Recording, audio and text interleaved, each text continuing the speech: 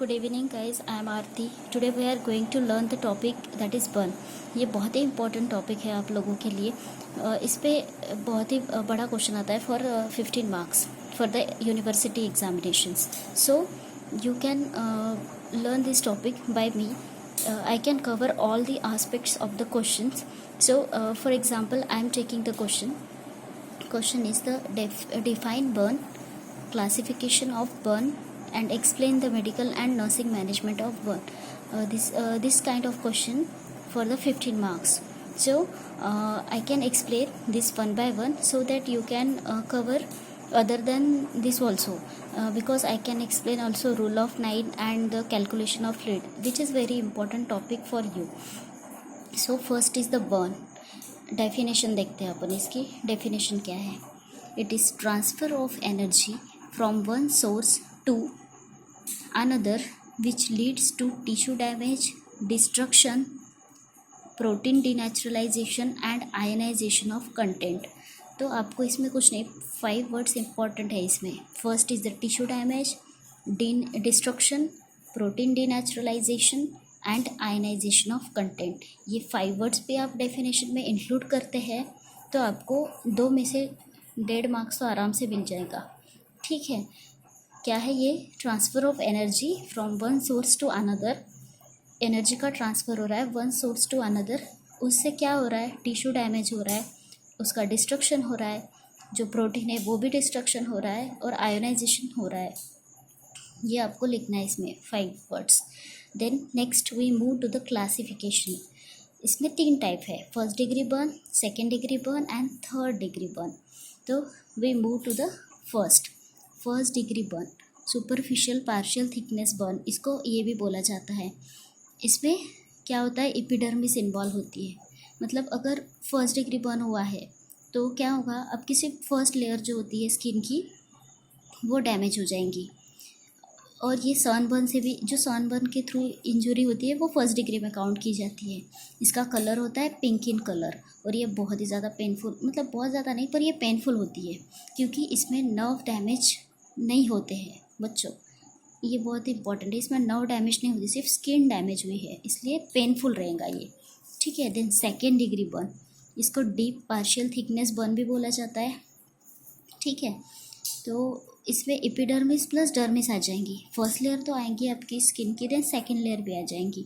For example scald, अगर कोई गरम चाय या दूध आपके हाथ पे या कहीं स्किन पे गिर जाता है तो उससे जो बर्न होता है उसको अपन सेकेंड डिग्री बर्न बोलते हैं.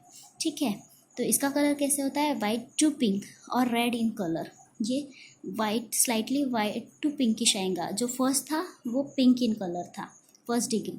और ये वेरी पेनफुल होता है बच्चों, ये इंपॉर्टेंट है. इसमें भी नर्व डैमेज नहीं होता है, ये भी बहुत पेनफुल होता है. Next we move to the third degree burn, that is full thickness burn. इसमें एपिडर्मिस है, डर्मिस है, सबक्यूटेनियस टिश्यूज़ है, डीपर टिश्यूज़ है. ये बोन तक के जा सकता है. इसमें सब tissues, first layer second layer तो इन्वॉल्व है ही, उसके साथ साथ टिश्यू तक के भी ये जाती है ये बर्न.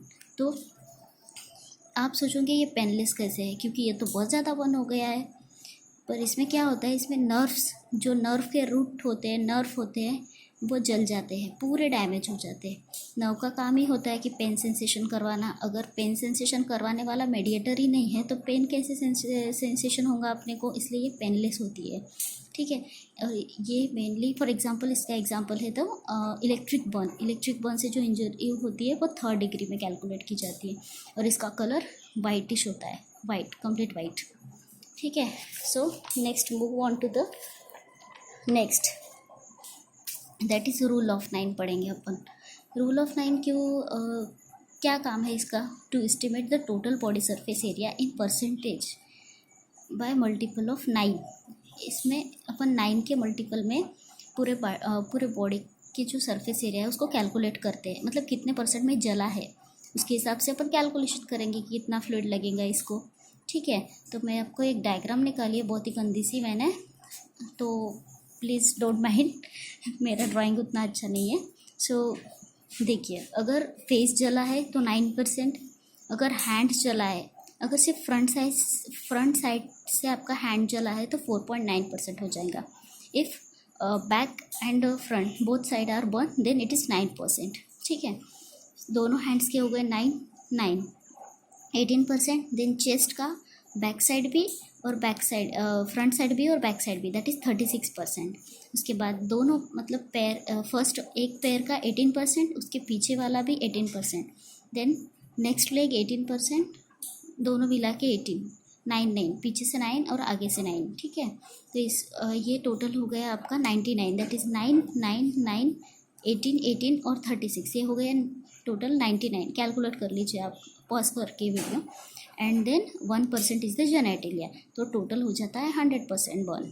ठीक है, इसके थ्रू आप कैलकुलेट कर सकते हैं कितना परसेंट में बर्न हुआ है patient. Then next move to the nursing management. इसमें first is the maintain airway. Burn का कोई भी पेशेंट आएगा तो उसको मेंटेन तो एयरवे करना ही पड़ेगा अपने को, क्योंकि वो उसको सांस लेने में प्रॉब्लम होगा. ठीक है, then next is the monitor vital signs every 15 hours. हर 15 मिनट्स में आपको वाइटल साइंस चेक करना है. Then establish the IV line. आपको IV फ्लूइड्स देना है, क्योंकि बर्न पेशेंट में बहुत ज़्यादा फ्लूइड लॉस हो जाता है और कंटिन्यू बॉडी से ओजिंग होते रहता है बर्न हो जाने की वजह से. इसलिए अपने को उसका फ्लूइड तो मेंटेन करना है, इसलिए उसको IV लाइन लगाना होगा. फ्लूइड इन्फ्यूज़ करना है अपने को, infuse IV fluids. Calculate fluid requirement in 24 hours. ये बहुत इंपॉर्टेंट है बर्न में. 24 आवर्स में कितना फ्लूइड लगता है ये बहुत इंपॉर्टेंट है. ठीक है, तो इसके लिए मैं आपको फॉर्मूला बता दूंगी. ठीक है, then next insert urinary catheter. Catheterization करना है पेशेंट को. Insert NG tube to prevent aspiration. क्या होता है ऐसे पेशेंट में पैरालिटिक इलियस हो जाता है, मतलब कि उनके जो इंटेस्टाइनल मसल्स होते हैं वो पैरालाइज हो जाता है या डैमेज हो जाते हैं. उसकी वजह से क्या होता है, एस्पिरेशन हो सकता है पेशेंट को. इसलिए अपन लोग उसको NG tube that is nasogastric tube डाल के फीडिंग करते हैं. और पेन तो ज़्यादा होता है पेशेंट में, इसलिए opioid analgesic to treat pain ये देते हैं. Then next prevent hypothermia. क्या हो जाता है ऐसे पेशेंट को कि इनकी फर्स्ट लेयर ऑफ डिफेंस होती है जो होती है स्किन, वो डैमेज हो जाती है. उसकी वजह से इनको हाइपोथर्मिया होने की बहुत ज़्यादा मतलब चांसेस होते हैं हाइपोथर्मिया होने के. इसलिए क्या कर सकते हो आप लोग, एक तो रूम वार्म रख सकते हो, पेशेंट को ब्लैंकेट में कवर कर सकते हो. ठीक है, तो ये prevent hypothermia. Then next is apply topical antibacterial agents, for example silver nitrate and silver sulfadiazine. ये जहाँ जहाँ बर्न हुआ है प्रिस्क्राइब जैसे डॉक्टर प्रिस्क्राइब करते हैं उस हिसाब से आप उसको silver nitrate and silver sulfadiazine लगा सकते हो. ठीक है, then next we move on to the very highly important topic of the day, that is fluid calculation. इसमें पार्कलैंड फार्मूले से अपन फ्लूइड कैलकुलेशन करेंगे. इसका फार्मूला है 4 ml into TBSA percentage into body weight. TBSA मतलब क्या है, टोटल बॉडी सरफेस एरिया. ठीक है, जितना बर्न हुआ है वो टोटल बॉडी सरफेस एरिया. तो मैं आपको एग्जांपल के थ्रू बता देती हूँ. 4 ml into TBSA. For example अगर कोई लेडीज़ 40% जल गई है तो 40% ले लेंगे अपन उसको रूल ऑफ 9 से कैलकुलेट करके. देन बॉडी वेट कितना है उसका 50 लिया है मैंने, तो इन टोटल इन सब का मल्टीप्लाई करने के बाद 8000 ml आ गया, मतलब 8 लीटर. ठीक है, मतलब आपको उसको 16 पॉइंट्स देने हैं. ठीक है, 500 ml का एक पॉइंट होता है अपने पास. ठीक है, तो इसको 50% given in the first 8 hour, मतलब 8000 के 50% कितने हो जाएंगे 4000 ml अपन उसको पहले 8 आवर में दे देंगे.